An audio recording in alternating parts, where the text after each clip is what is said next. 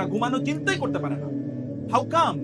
আপনি দিনের বেলা আপনি সকালে ঘুম থেকে উঠতে পারেন না, তাহলে আপনি দুনিয়া জয় করবেন কিভাবে? আপনি তো কম্বল ছাড়াই উঠতে পারেন না, আপনি তো বিছানাকেই জয় করতে পারেন, আপনি দুনিয়া জয় করবেন কিভাবে?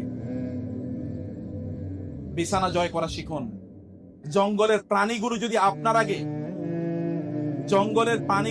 আপনাদের আগে ঘুম থেকে উঠে তাদের শিকারের জন্য যেতে পারে, তাহলে বুঝবেন জঙ্গলের প্রাণীর চেয়েও আপনি নিচু, জঙ্গলের প্রাণীর চেয়েও আপনি কি পিছিয়ে আছেন।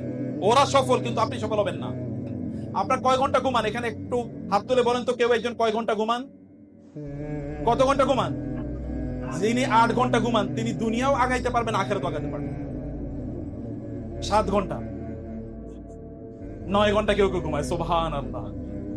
তাহলে জীবনের প্রায় 3 ভাগের 2 ভাগ ঘুমিয়ে কাটিয়ে দিচ্ছে। ছোটবেলা ঘুমাইছে, এরপরে বৃদ্ধ হলেও ঘুমাবে, আর মধ্যখানে 9 ঘন্টা ঘুমাচ্ছে।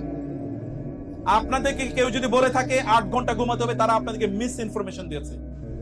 রাসূলুল্লাহ সাল্লাল্লাহু আলাইহি ওয়াসাল্লাম পৃথিবীতে শ্রেষ্ঠতম एग्जांपल না? তিনি 4 ঘন্টা থেকে 4.5 ঘন্টা থেকে 5 ঘন্টার উপর কোনোদিন ঘুমান নাই। I challenge you. এবং এখনো যারা আপনি স্যার থেকে জিজ্ঞেস করেন তো কয় ঘন্টা ঘুমায়? এই যে 4 ঘন্টা ঘুমাইছে, দেখেন 4 ঘন্টা ঘুমায়। এবার প্রিন্সিপাল স্যারকে জিজ্ঞেস করেন কয় ঘন্টা ঘুমায়। স্যাররা তো এখানে তো উপস্থিত আছেন, তো স্যাররা তো ইউনিভার্সিটিতে চলে আসেন, দিনের বেলা তো আর ঘুমানোর সময় পান না, রাতেও নিশ্চয়ই 11টা-12টার আগে ঘুমান না, নাহলে 11টায় ঘুমান, এরপরে ফজরের জন্য উঠে যান, অথবা তাদের অন্যান্য কাজ থাকে। 4-5 ঘন্টার বেশি ঘুমায় কিভাবে মানুষ? যে ডাক্তার আপনাদেরকে বলেছে 8 ঘন্টার বেশি 8 ঘন্টা ঘুমাতে হয়, আমি চ্যালেঞ্জ করে বললাম একজন ডাক্তার গিয়ে বলেন আপনি 8 ঘন্টা ঘুমান, রুটিন দেন আমাকে। একজনকে আমি চ্যালেঞ্জ করে বললাম এখানে। অতএব এটা একটা ফেক ইনফরমেশন। ঘুমের সময় কমিয়ে দেন। আপনি ঘুমাবেন গিয়ে কবরে, এরপরে করবেন কি? কবরে গিয়ে করবেন কি? দুনিয়া তো কাজের জায়গা, এখানে তো আপনার ঘুমের জায়গা না। এবং আপনার নবীজি কি করেছেন তাকে স্ট্যান্ডার্ড হিসেবে নেন, তাকে এক্সাম্পল হিসেবে নেন, তার চেয়ে সফল এই পৃথিবীতে কেউ না। আপনি মনে রাখবেন, বড় কাজ মানুষকে বড় বানায় না, ছোট কাজ অব্যাহতভাবে যখন মানুষ করে তখন তিনি বড় হয়ে যান। ছোট কাজ যদি অব্যাহতভাবে করেন, যদি প্রতিদিন আপনি 1 পৃষ্ঠা করে বই পড়েন, তাহলে আপনি বছর শেষে 365 পৃষ্ঠা পড়ে ফেলবেন, প্রায় আপনার 2-3টা বই পড়া হয়ে যাবে। প্রতিদিন যদি আপনি আপনার সাবজেক্টে আধা ঘন্টা পরে পড়েন, তাহলে আপনি দেখবেন যে মাস শেষে আপনি 15 ঘন্টা পড়েছেন। অনেকে 15 ঘন্টা পড়ে না, প্রতিদিন কেবল আধা ঘন্টা করে পড়েছেন, এবং আপনি 1 বছর পরে দেখবেন যে আপনার এই সাবজেক্টে আপনার ইউনিভার্সিটির মধ্যে আপনি সবার চেয়ে বিখ্যাত হয়ে যাবেন। অথবা আপনি যে কোনো আপনার ফোকাসটাকে ঠিক রেখে আপনি ওই পথে অব্যাহতভাবে আপনি চলেন, যেমনি ভাবে আপনার নবী সাল্লাল্লাহু আলাইহি ওয়াসাল্লাম চলে গিয়েছেন। সম্মানিত ভাইরা বোনেরা, আপনি যদি সত্যি করতে ভালো মানুষ হতে চান, তাহলে নামাজের কোনোদিন মিস করুন। নামাজকে আপনি অক্সিজেনের মতো করে গ্রহণ করেন। নামাজ যেমনি ভাবে আপনার শরীরের জন্য অক্সিজেন প্রয়োজন, তেমনি ভাবে আপনার আত্মার জন্য কি দরকার? নামাজের দরকার। নামাজ পড়লে আল্লাহ সুবহানাহু ওয়া তাআলা আপনার অন্তরে যত অশান্তি আছে সব আল্লাহ তাআলা দূর করে দেবেন। আপনার অন্তরটা প্রশান্ত হয়ে যাবে। আলা বিযিকরিল্লাহি তাতমাইন্নুল কুলুব। আল্লাহর জিকিরে অন্তরটা প্রশান্ত হয়ে যায়। মন খারাপ, আপনি নামাজ দাঁড়িয়ে যান না। আচ্ছা, আপনার চেয়ে বেশি শক্তিশালী কি আল্লাহ না? বলেন তো, আমাদের চেয়ে শক্তিশালী কে? এই সবকিছু নিয়ন্ত্রণ করে কে? আপনার কোনো সন্দেহ আছে? আচ্ছা, একবার চিন্তা করে দেখেন তো, আমাদের কথা একবার ভাবেন, আর আকাশের সূর্যের কথা একবার ভাবেন তো। সূর্যটা কি আমাদের চেয়ে ছোট না বড়? এই পৃথিবীর চেয়ে সূর্য কত গুণ বড়? 13 লক্ষ গুণ বড়। সূর্যের চেয়ে তারকা কত গুণ বড়? বিলিয়ন বিলিয়ন গুণ বড় না? আকাশে কয়টা তারকা আছে? কত আছে? এটা কোনো ধারণা আছে? নাসা কেবলমাত্র তাদের লেটেস্ট টেকনোলজি হাবল টেলিস্কোপের মাধ্যমে তারা বলেছে, এই আমাদের সূর্যটা যেই গ্যালাক্সিতে বসবাস করে, ওই গ্যালাক্সিতে প্রায় এইরকম সূর্য আছে 200 বিলিয়ন। কত বিলিয়ন? আর আমাদের গ্যালাক্সিটা যে ইউনিভার্সে আছে, ওই ইউনিভার্সে প্রায় 100 বিলিয়ন গ্যালাক্সি আছে। তাইলে ওই ইউনিভার্সটা কত বড়? এখন কি পৃথিবী ইউনিভার্সে আছে না মাল্টিভার্সে আছে? মাল্টিভার্স। এখন ইউনিভার্স না, এখন একটা না, এখন হচ্ছে মাল্টি, মানে অনেক অনেক মহাবিশ্ব। এই এক একটা মহাবিশ্ব কে নিয়ন্ত্রণ করেন বলেন তো? এই রাস্তা দিয়ে যদি কোনো ট্রাফিক পুলিশ না থাকে, তাহলে কি রাস্তায় গাড়ি মতো চলবে? সব উল্টা যাবে, অ্যাক্সিডেন্ট হবে। তাহলে এত কিছু চলে, এগুলো কোনো নিয়ন্ত্রণ ছাড়াই চলে? যিনি এগুলোকে নিয়ন্ত্রণ করেন, তিনি কত মহাশক্তিধর হতে পারেন। আপনি তার কাছে কেন আপনার নিজকে সুপর্দ করবেন না? আপনি যখনই বিপদে পড়েন, নামাজে দাঁড়িয়ে যান না, 2 রাকাত নামাজ আদায় করেন মনোযোগের সাথে। চোখটা বন্ধ করে বলেন তো সুবহানাল্লাহ। মনে একটু ধাক্কা লাগে কিনা বলেন তো? একটু ধাক্কা লাগে। নামাজটাকে মনোযোগ দিয়ে 2 রাকাত সালাত মনোযোগ দিয়ে পড়ে বলেন আল্লাহকে, সিজদায় গিয়ে বলেন, আল্লাহ এটা আমার বিপদ, তুমি আমার বিপদটা দূর করে দাও। দেখেন না, ইউ এক্সপেরিমেন্ট টুডে।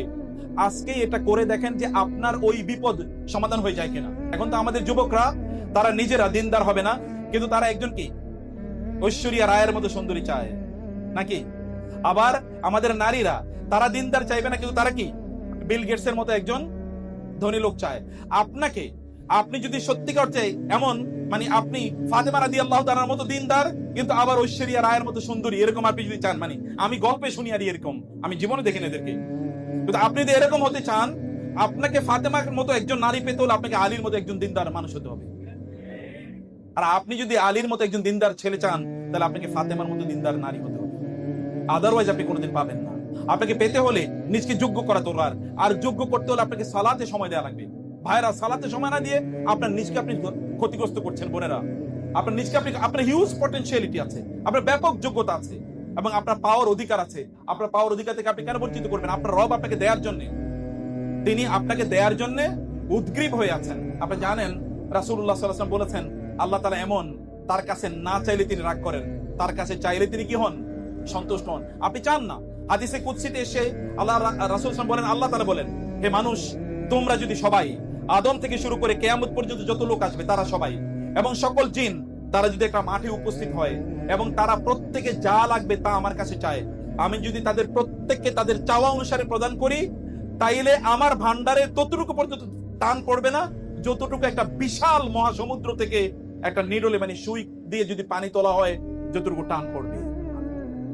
তাহলে তার ভান্ডারে তো অভাব নেই। আপনি চাইতে পারেন, আপনি বলতে পারেন না, হে আল্লাহ তুমি আমাকে রাজত্ব দাও, বলতে পারেন কিনা?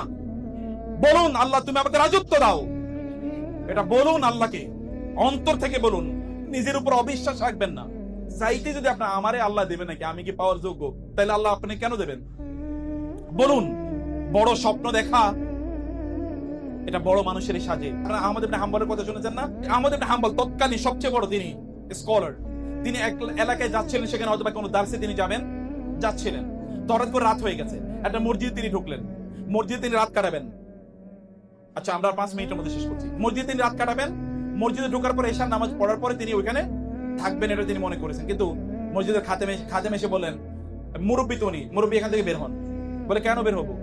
বলে যে বের হন এই জন্যে, কারণ আমরা মসজিদ বন্ধ করে দেবো, কারণ নামাজের পরে তো রাতে মসজিদ বন্ধ হয়ে যাবে। বলে মসজিদ বন্ধ করে দেবো। বলে না, মসজিদ তো বন্ধ, আমি তো মসজিদ থাকতে চাই। বলে আপনি থাকতে পারবেন না, আপনি কি বের হবেন নাকি আমি আপনাকে বের করে দেবো? উনি বের হতে চাচ্ছিলেন না, আর এই খাদেম তাকে পাজা গোলা করে মসজিদের বাইরে নিয়ে রেখে আসেন। এখন তিনি রাস্তায় বসে আছেন, চিন্তা করলেন যে আমি এখন যাবো কোথায়, আমি কি যাবো কোথায়? কারণ তখনকার যুগে তো আর, এখন থেকে আমি 1200 বছর আগের কথা বলছি, তখন তো এরকম হোটেল, মোটেল অথবা ধরেন হাইওয়ে রেস্টুরেন্ট এরকম কোনো কিছু ছিল না। অতএব তিনি থাকবেন কোথায়? কেউ তাকে আবার চেনেও না। এখন তো আর ফেসবুক, ইউটিউবের মতো তখনকার এমন কোনো সোশ্যাল মিডিয়া ছিল না বা টেলিভিশন ছিল না যে লোকেরা তাকে চিনবে। অতএব এই কারণে তিনি রাস্তায় বসে আছেন। এর মধ্যে ওই দিক দিয়ে একজন, মানে বেকার পর্যন্ত, বেকার না বেকার, যিনি কেক বানান, মানে রুটি বানান, এরকম একজন লোক এখানে যাচ্ছিলেন। যাওয়ার পরে দেখবেন বৃদ্ধ লোক বসে আছেন। আপনি এখানে বসে আছেন কেন? বলে আমি মসজিদ থাকতে চেয়েছি, কিন্তু মসজিদ আমাকে থাকতে দিল না। তিনি বলেন আচ্ছা ঠিক আছে, কোনো সমস্যা নেই, আপনি চলেন আমার বেকারিতে চলেন, আমি আপনাকে আমার বেকারিতে রাখবো।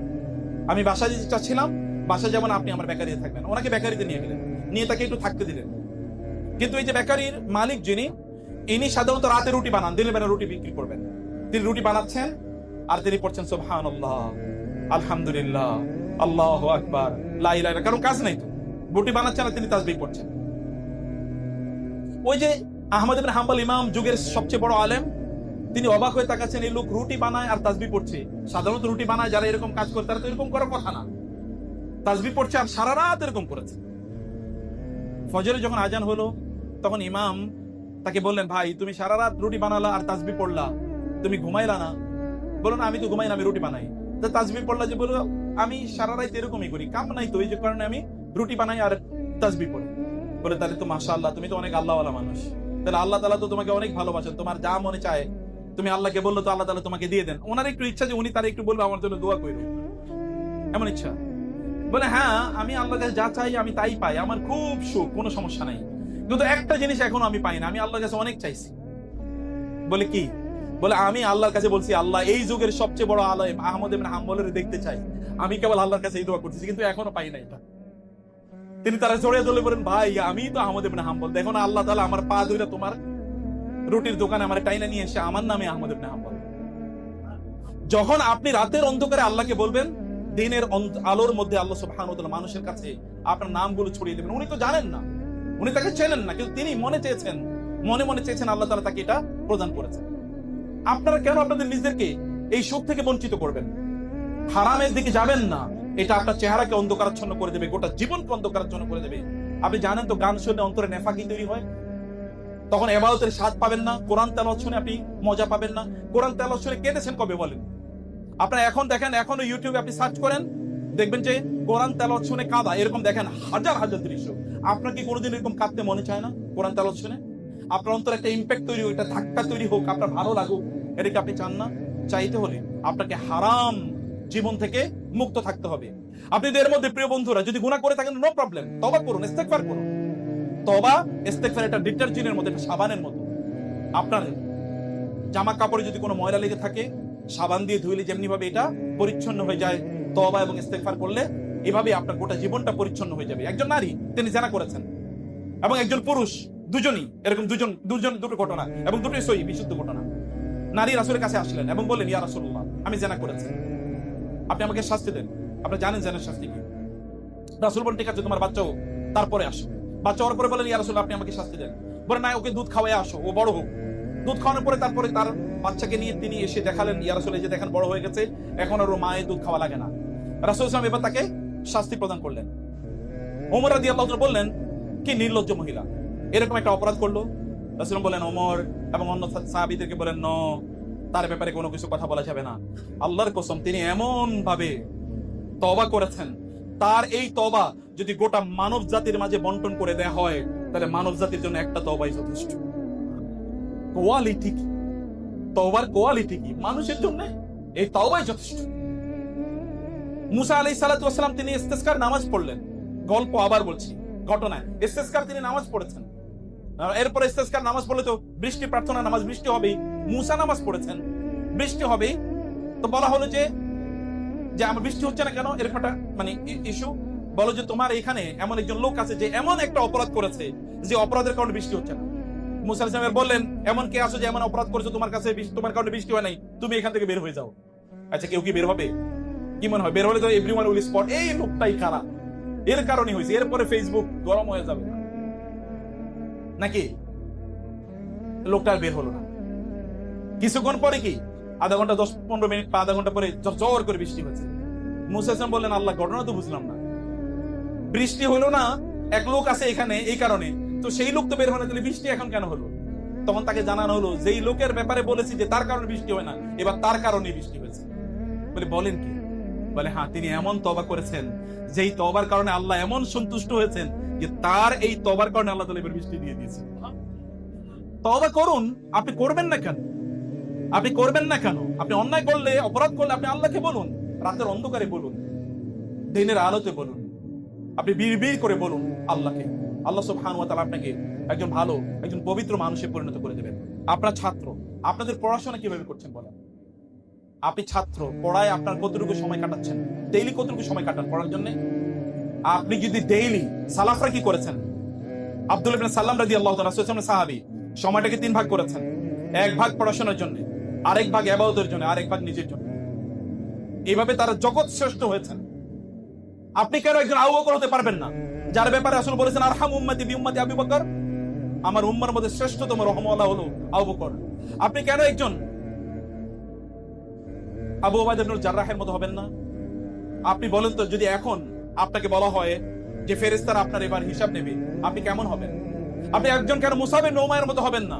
এই যে মুসাব ইবনে উমাইর, মক্কার সবচেয়ে সুদর্শন যুবক এবং মক্কার সবচেয়ে দামি জামা কাপড় যিনি পরতেন, কিন্তু তিনি ইসলামের প্রথম অ্যাম্বাসেডর হয়েছেন, তিনি সমাজের সবচেয়ে ভালো মানুষ হয়েছেন। তার জামা কাপড়গুলো বিদেশ থেকে কিনে নিয়ে আসা হতো, কিন্তু যখন তিনি উহুদের যুদ্ধে শাহাদাত বরণ করেন, তখন তার লাশ কাপড় দিয়ে ঢাকার জন্য কাপড় খুঁজে পাওয়া যাচ্ছিল না। একটা মাত্র কাপড় পাওয়া গেছে, এর যদি সামনের দিকে নেওয়া হয় তাহলে মাথা ঢেকে, পা ঢাকে না, পায়ের দিকে আনলে মাথা ঢাকে না, পা ঢেকে যায়। রাসূলুল্লাহ বলেন, এবার ইসকির নামক এক ধরনের ঘাস, দুর্বা ঘাসের মতো, ওই ঘাস নিয়ে আসো, এটা দিয়ে তার পা ঢেকে দাও, বা তার মাথা কাপড় দিয়ে ঢাকো, পা এগুলো দিয়ে ঢেকে দাও। এবং যখন এগুলি দিয়ে ঢেকে দেওয়া হচ্ছিল তখন রাসূল তার দিকে তাকে কেঁদে দিয়েছিলেন। মক্কার সবচেয়ে সুদর্শন যুবক, যার জামা কাপড়